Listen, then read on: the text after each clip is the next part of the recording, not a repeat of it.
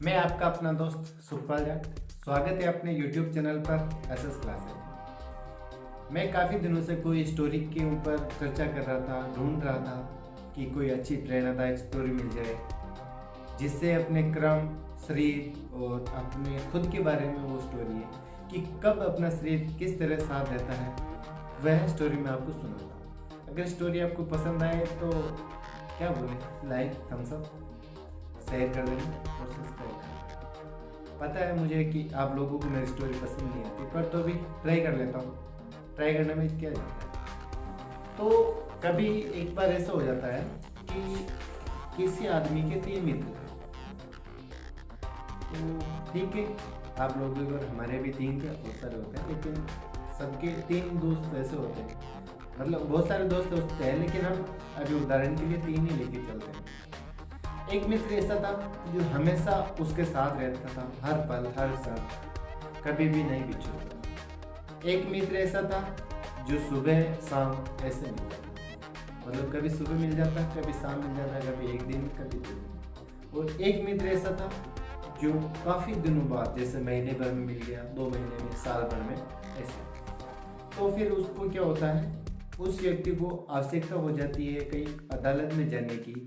लेकिन अदालत का उसमें क्या ना, उसको एक गवाह बनाकर जाना होता है कि मेरे को वहाँ जाना है और मुझे एक गवाह लेके जाना है। तो वो है अपने पहले मित्र के पास जाता है।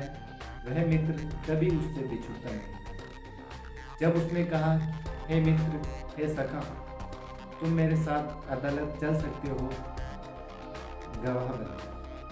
तो पहला मित्र बोलता है, मित्र मुझे माफ़ करना, मेरे पास फुर्सत नहीं है, मेरे पास टाइम नहीं है, मैं आपके साथ नहीं चल सकता। तब वह मन में सोचता है कि यार, जो अपने सुख और दुख में हमेशा अपने साथ रहता है, आज यह अपना साथ क्यों नहीं दे रहा है।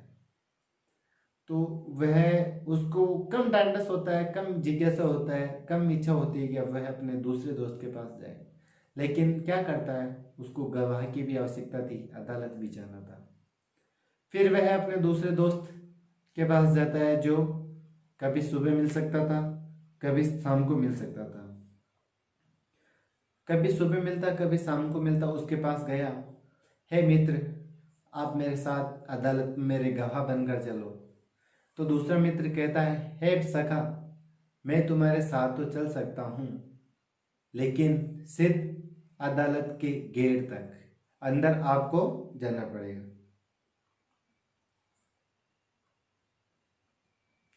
अंदर तक नहीं, बाहर ही वह रुकने के लिए बोलता है। तो मुझे अंदर के लिए गवाह चाहिए। फिर जैसे ही उसने कहा कि नहीं, मैं बाहर तक, गेट तक, दरवाजे तक चल सकता हूँ, अंदर नहीं चलूँगा, तो फिर वह सोचता है कि चलो, तब आप रहने दो। मतलब उसको जिज्ञासा अच्छा हुआ कि पहले मित्र जो हमेशा अपने साथ रहता था, उसने तो ऐसा कहने पर ही मना कर दिया कि आप मेरे साथ चलो। तो उसने तुरंत मना कर दिया। इसने कहा तो सही कि भाई चलो ठीक है, मैं दरवाजे तक चलता हूँ। फिर उसने सोचा, चलो दूसरा मित्र भी सहयोग नहीं कर रहा है, तो मैं अपने तीसरे मित्र के पास जाता हूँ।